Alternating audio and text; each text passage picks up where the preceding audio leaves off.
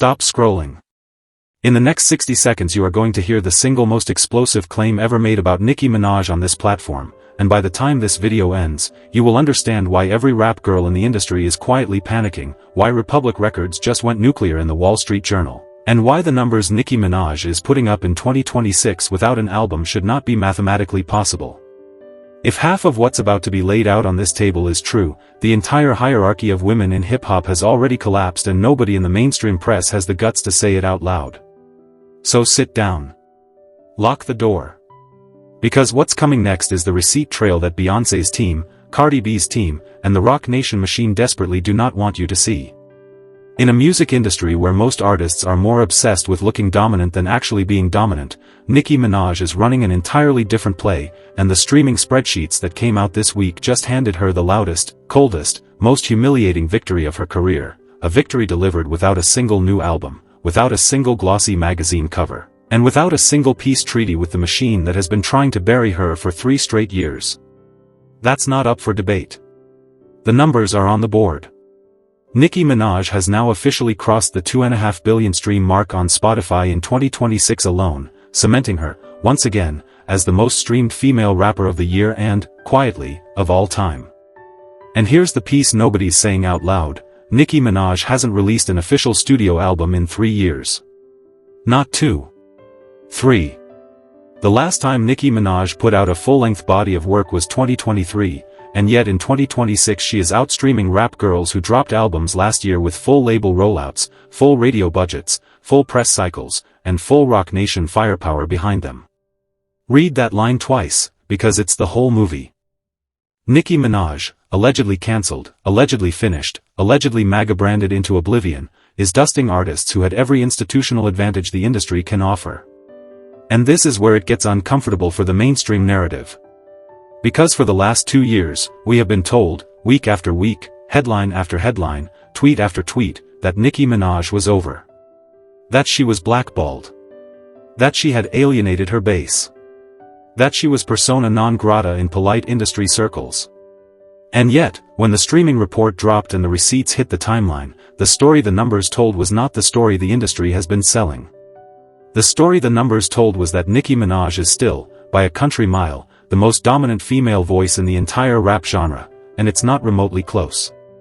Now, before we go any further, understand this: the rap genre, statistically speaking, has a smaller audience footprint than pop or R&B. That's a well-documented fact. Which means when a rap artist outstreams a pop artist, the numbers are effectively worth double.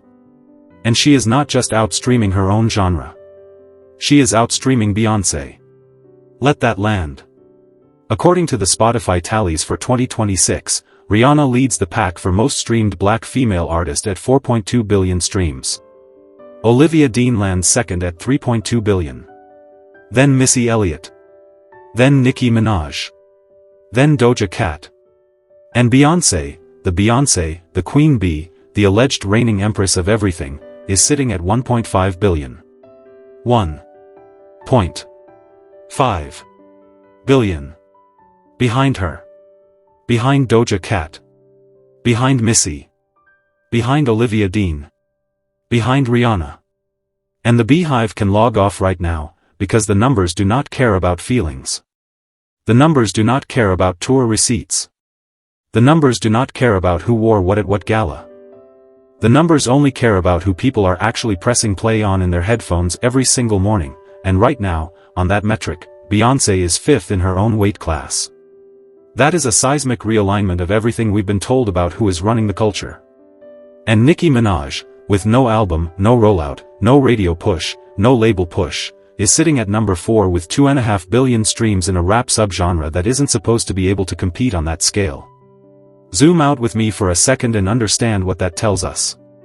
Nicki Minaj has now built something almost unheard of in modern streaming, a legacy catalog so deep, so re-listenable, so genre-defining, that fans are keeping her at the top of the leaderboards without any new product to promote. Beyoncé needs a Cowboy Carter. Doja Cat needs a Scarlet. Cardi B needs a whole album cycle. Nicki Minaj needs to breathe. And that's the difference between an artist and an event. She is an artist. And the industry hates that they can't manufacture their way past her. But this is where the story escalates, because the Roc Nation machine, the same machine that has been strategically trying to isolate Nicki Minaj since Jay-Z drew the first blade in this Cold War, has clearly noticed the numbers, and their proxies are getting louder by the day. Arrogant, in a move nobody saw coming, quietly reposted a throwback photo of Aaliyah and Jay-Z on his Instagram story this week, and then deleted it within minutes. That is not an accident. That is a message. Coming from a man who has, for years, sat on the fence about Nicki Minaj, that was the closest thing to a public cosign anyone has seen from him, and the internet noticed. Because when you post and delete an Aaliyah and Jay-Z photo in the middle of a Nicki vs. Jay Cold War, you are not being subtle. You are picking a side. And Arrogant just picked Nicki Minaj. And in the currency of internet politics, a post and delete is louder than a full-length essay. Because a full essay can be walked back. A full essay can be dismissed as content. But a post that vanishes in under a minute is the digital equivalent of a whispered confession. Everyone who saw it, and everyone who missed it is going to hear about it from someone who did. Arrogant knew exactly what he was doing. And the ripple effect is going to keep expanding for weeks. Then, on top of that, there was Akademiks. And this is the plot twist nobody had on their 2026 bingo card. Akademiks, a man who has publicly clashed with Nicki Minaj more times than most fans can count, went on his stream this week and openly floated the idea of a temporary truce between himself and Nicki Minaj so the two of them can focus on what he called their bigger mutual opposition. His exact framing was that his beef with Nicki Minaj is small compared to the industry force working against both of them behind the curtain, and he suggested they should team up until that larger fight is resolved. Now, is that going to happen? Probably not tomorrow. But the fact that a public figure with Akademiks' reach is openly saying Nicki Minaj is on the correct side of an industry-wide power struggle, after years of positioning himself in opposition to her, tells you exactly which way the wind is blowing. When your critics start begging for ceasefires, you are winning. She is winning. And then there is Alex. Nicki Minaj's inner circle strategist, spotted this week outside a Washington location by TMZ paparazzi, and asked directly about the backlash to Nicki Minaj's recent political appearance alongside President Trump. His response was a masterclass in messaging discipline.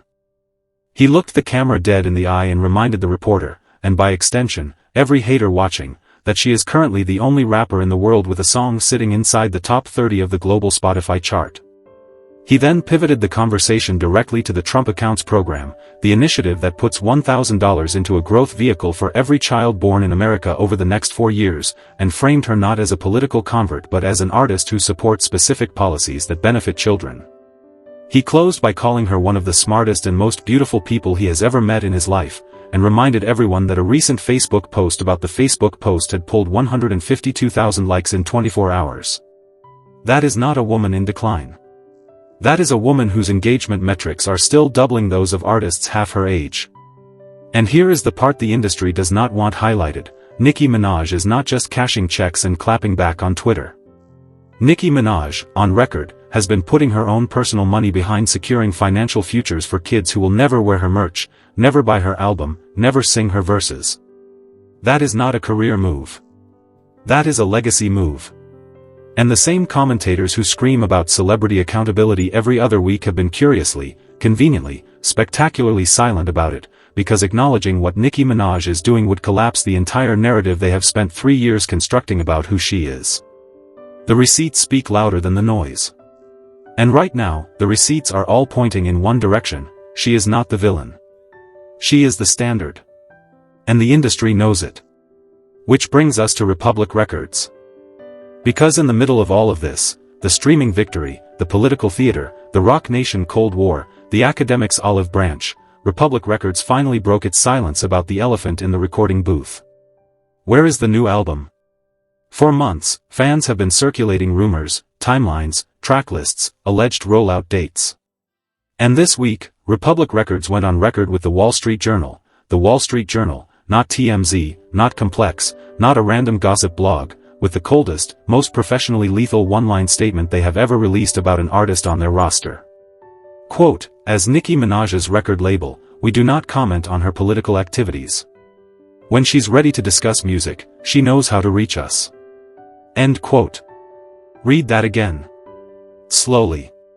Because that is not the language of a supportive label preparing to launch a superstar's next campaign. That is the language of a corporate entity publicly distancing itself from its most valuable rap asset. That is the language of a label saying, on the record, in the paper of record, the ball is in her court, and we are not chasing her. Which raises the question that nobody at Republic Records wants asked in daylight, is Nicki Minaj about to become the next Rihanna? Because if Nicki Minaj decides to sit out the rest of the decade the same way Rihanna has functionally sat out the last one, the entire Billboard Hot 100 for rap goes into freefall. Look at the current chart. Look at how many rap girls are actually charting without a Nicki feature, a Nicki cosign, or a Nicki-era beat template.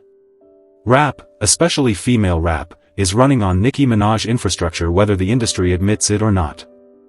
And if Nicki Minaj closes that door, Glorilla is going to need to hit a triple this quarter or the whole scaffolding wobbles. Now flip the tape, because while all of this is happening in Nicki Minaj's corner, Cardi B is out there running an entirely different playbook, and the receipts on that one are starting to get scary. Cardi B and Nigerian Super Eagles goalkeeper Maduka Okoye are officially, mutually, publicly following each other on Instagram. That happened this week. They were spotted seated next to each other at Jean-Paul Gaultier's Fashion Week show. They were photographed at a Paris restaurant together. Cardi B's own stylist, Collins, has been posting Maduka Okoye's photos on his personal timeline. And in the Cardi B universe, that is not a coincidence. That is a soft launch. And with Cardi B's track record, the woman who went from single to engaged to mother of 4 inside of a single news cycle, a soft launch usually means a baby announcement is somewhere on the horizon. But here is the part that turns this from a fun celebrity headline into a serious conversation.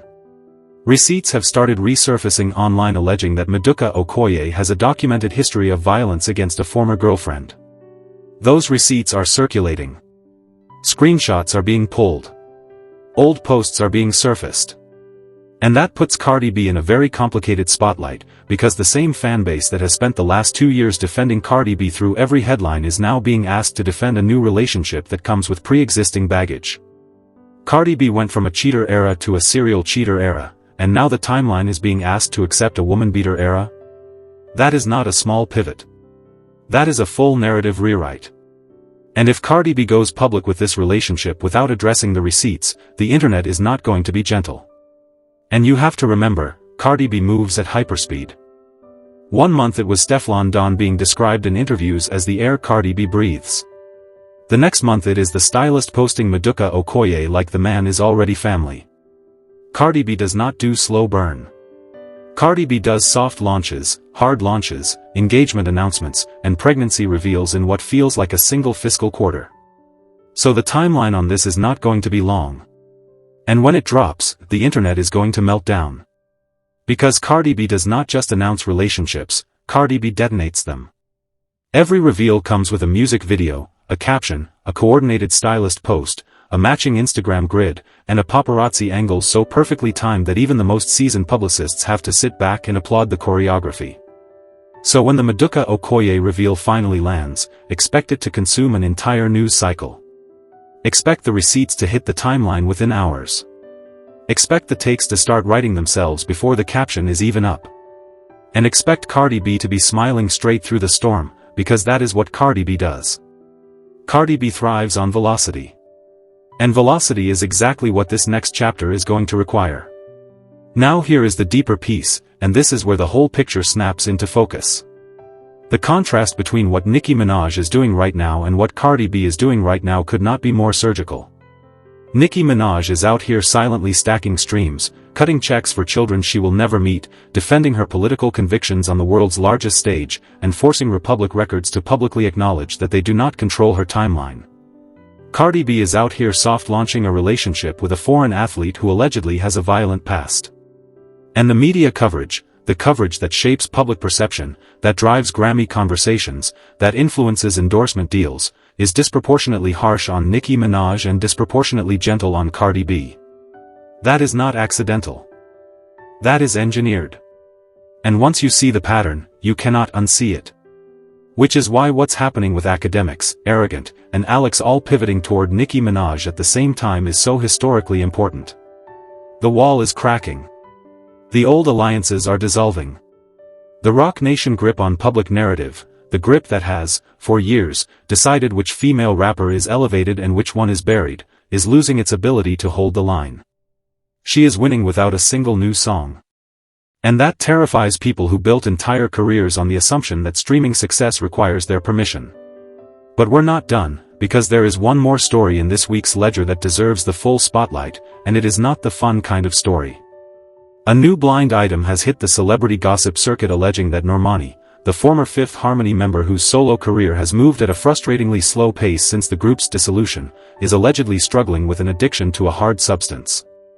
The specific substance mentioned starts with the letter H.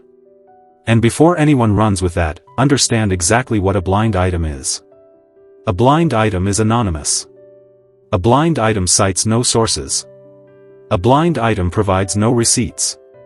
A blind item is, by definition, unverified speculation dressed up as an insider whisper. Nothing about this rumor has been confirmed, and Normani herself has not addressed it. Which means the responsible position, at this exact moment, is to treat this as pure speculation, not as fact. But even if the rumor turns out to be baseless, what it does highlight is something the entertainment industry desperately needs to reckon with: the crushing, unrelenting pressure that solo artists like Normani face the second their release schedule slows down. Normani, by every objective measure, is one of the most talented performers of her generation. Her vocal control, her choreography, her stage presence, those are elite. And yet, because her solo album has taken longer than fans expected, the internet has spent years filling the silence with theories. Label sabotage. Perfectionism. Industry blackballing. Personal struggles. And now, this. The second an artist steps out of the spotlight, the public writes their story for them, and the story is almost always dark. That is the price of celebrity in 2026. And whether or not this specific rumor about Normani has any grounding, the conversation it triggered exposes just how quickly the culture will trade compassion for content. Think about it for a second. When was the last time you saw a Normani headline that was not about her release schedule, a cancelled project, or an anonymous rumor? Normani has spent the last several years being defined by absence rather than presence. And that is a special kind of cruelty. Because absence, in the celebrity economy, is not neutral. Absence is a vacuum. And vacuums get filled, with speculation, with theory, with blind items, with tabloid arithmetic that assumes the worst of every quiet moment. Normani deserves better than that. Every artist working through a difficult creative or personal season deserves better than that. But the machine does not deal in what people deserve. The machine deals in engagement. And a struggling star pulls more clicks than a healthy one. So let's pull the whole ledger together.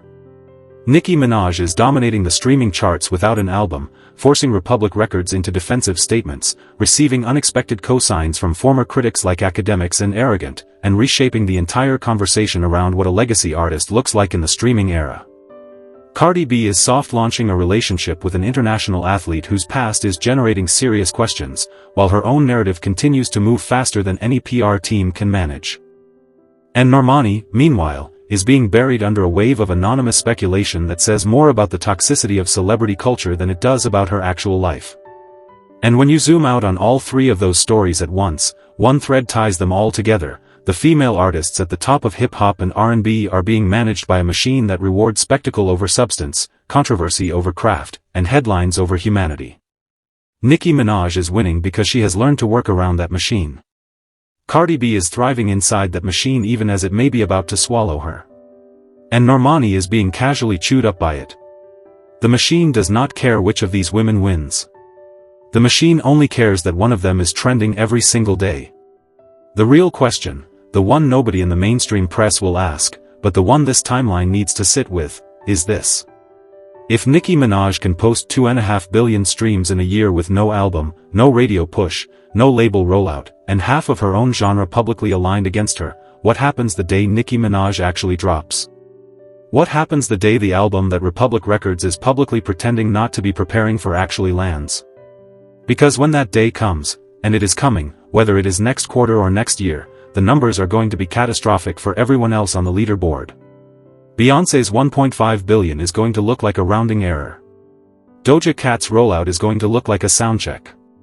And every rap girl who has spent the last 3 years benefiting from Nicki Minaj's absence is going to have to explain to their label, their manager, and their fanbase why the queen came back and the throne was still empty. That is the reckoning coming.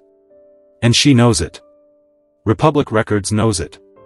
Jay-Z knows it. And every gossip blogger who spent the last 3 years writing Nicki Minaj's obituary is going to have to publish a retraction dressed up as a comeback story. So drop your verdict in the comments. Do you think Nicki Minaj should team up with Akademiks against the Roc Nation machine, or do you think Nicki Minaj should stay lone wolf and let the numbers keep doing the talking? Do you think Cardi B is about to go public with Maduka Okoye, or do you think the receipts will scare her off before the soft launch turns hard? And do you think the blind item about Normani is real, or is it just another example of a talented black woman being fed to the algorithm the second her release schedule slows down? Sound off below, and if you want to see the receipts, the timelines, and the paperwork behind the Republic Records statement broken down piece by piece, hit that suggested video next, because what's inside that one is going to change how you look at every industry statement you read for the rest of this year. Nicki Minaj is not finished. She is not falling off. She is running the game from a chair nobody knew she'd already built. The numbers just proved it. The industry is refusing to say it. But you and I both know what we just watched. She is winning. And the machine has finally, quietly, and permanently, lost the plot.